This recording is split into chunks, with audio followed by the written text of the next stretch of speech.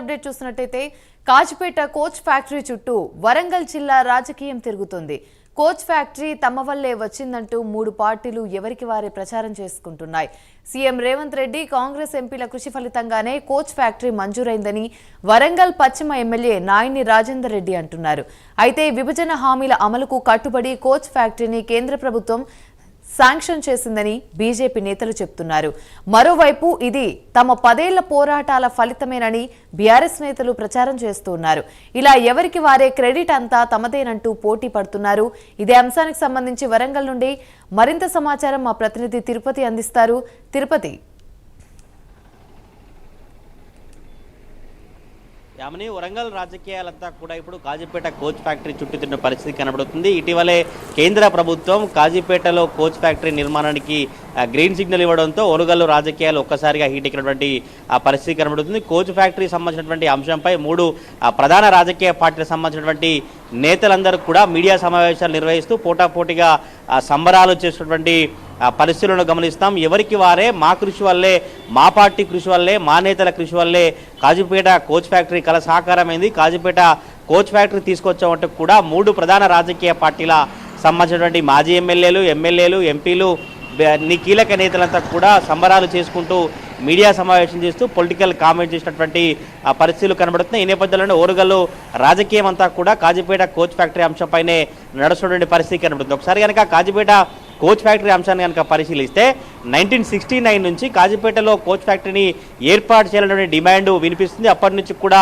ఎన్నో రోజులుగా communist party సంబంధించిన నేతలు కావచ్చు, కాజీపేట రైల్వే కోచ్ ఫ్యాక్టరీ సాధన సమితి సభ్యులంతా అనేక రోజులుగా ఉద్యమాలు కావచ్చు, అనేక రోజులుగా ఆందోళనలు చేస్తూ కేంద్ర రాష్ట్ర ప్రభుత్వాలకు కాజీపేటలో కోచ్ ఫ్యాక్టరీ నిర్మించాలంటూ కూడా అనేక ఉద్యమాలు చేసినటువంటి పరిస్థితి కనిపిస్తుంది. ఆ తర్వాత 1982లో కాంగ్రెస్ అప్పుడు కేంద్రంలో ప్రభుత్వం ఉన్నప్పుడు కాజీపేట రైల్వే కోచ్ ఫ్యాక్టరీని మంజూరు చేసింది. ఆ తర్వాత కొంత స్థల సేకరణ సంబంధించిన నిర్లక్ష్యం జరగడం కావచ్చు, స్థల సేకరణకు సంబంధించినటువంటి ఆలస్యం జరిగినటువంటి క్రమంలోనే 1984లో ఇందిరాగాంధీ హత్య జరుగుతుంది. మళ్ళీ ఇందిరాగాంధీ హత్య జరిగినటువంటి కావచ్చు, ఇతర రాష్ట్రాలలో పంజాబ్లోని కరుల్తాపూర్ సంబంధించినటువంటి అక్కడ కాంగ్రెస్ ప్రభుత్వానికి వ్యతిరేకత లభిస్తున్నటువంటి పరిస్థితుల నేపథ్యంలోనే కాజీపేటలో మంజూరు చేసినటువంటి కోచ్ ఫ్యాక్టరీని ఇక్కడ నుంచి పంజాబ్లోని కపుల్తాపూర్కు తరలిస్తారు. ఆ తర్వాత అక్కడ నుంచి కూడా ఆ రోజు నుంచి మళ్ళీ ఉద్యమ బాట అంతా కూడా వరంగల్ నేతలు కావచ్చు, వరంగల్ జిల్లాకు సంబంధించినటువంటి కమ్యూనిస్టు పార్టీ సంబంధించినటువంటి నేతలు కావచ్చు, ఈ రైల్వే ఉద్యోగ సంఘాలకు సంబంధించిన వీరంతా కూడా ఆందోళన బాట పట్టి కాంగ్రెస్ ప్రభుత్వం 1982లో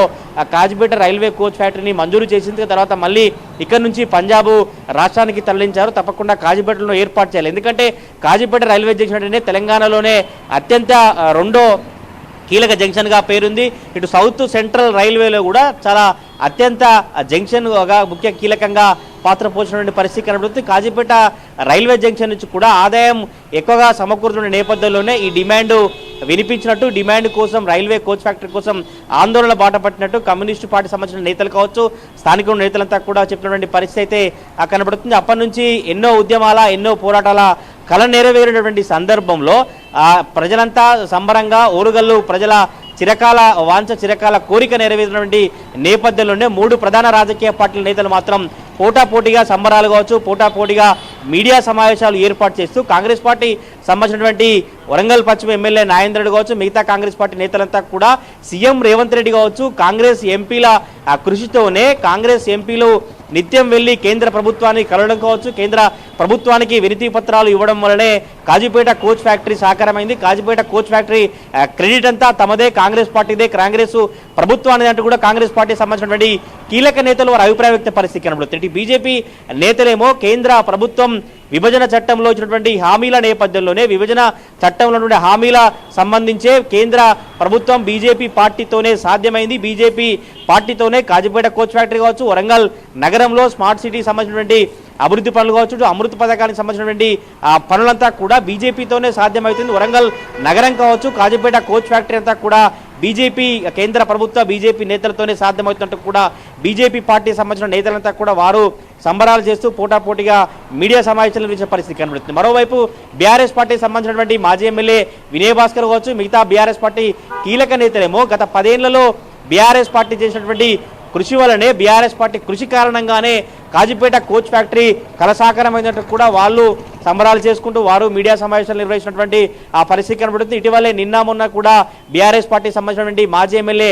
వినయ్ భాస్కర్ ఢిల్లీకి వెళ్ళి కూడా ఢిల్లీ రైల్వే సంబంధించినటువంటి అధికారులకు కావచ్చు, రైల్వే సంబంధించినటువంటి మంత్రికి వినతి పత్రాలు ఇచ్చి వెనువెంటనే కాజీపేట కోచ్ ఫ్యాక్టరీ పనులు వేగవంతం చేయాలి, తప్పకుండా స్థానికులకు ఉద్యోగాల అవకాశాలు కల్పించాలంటూ కూడా ఢిల్లీలోనే పర్యటించిన పరిస్థితి కనబడి అయితే వినయ్ భాస్కర్ ఢిల్లీకి పర్యటనకు సంబంధించి కూడా వరంగల్ స్థానికులు కావచ్చు, వరంగల్ రాజకీయ నేతల్లో అనేక చర్చలు జరుగుతున్నాయి.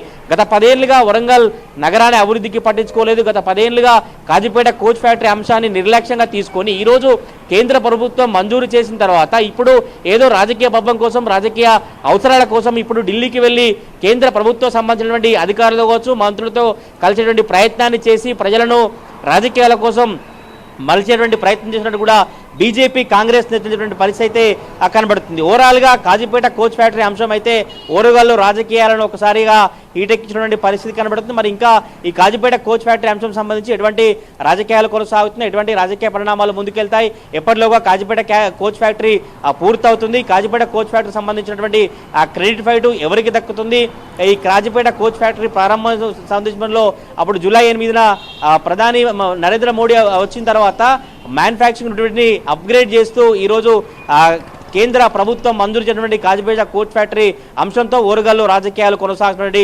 పరిస్థితి కనబడుతుంది. ఇప్పటికే దాస్యం వినయ్ భాస్కర్ ఢిల్లీలో పర్యటిస్తున్నటువంటి నేపథ్యంలోనే కాంగ్రెస్ బీజేపీ నేతలు పోటాపోటీగా మీడియా సమావేశం నిర్వహించిన పరిస్థితి కనబడుతుంది. మరి చూడాలి ఇంకా కాజీపేట కోచ్ ఫ్యాక్టరీ సంబంధించినటువంటి అంశం సభ్య రాజకీయాలు ఎలా కొనసాగుతాయో.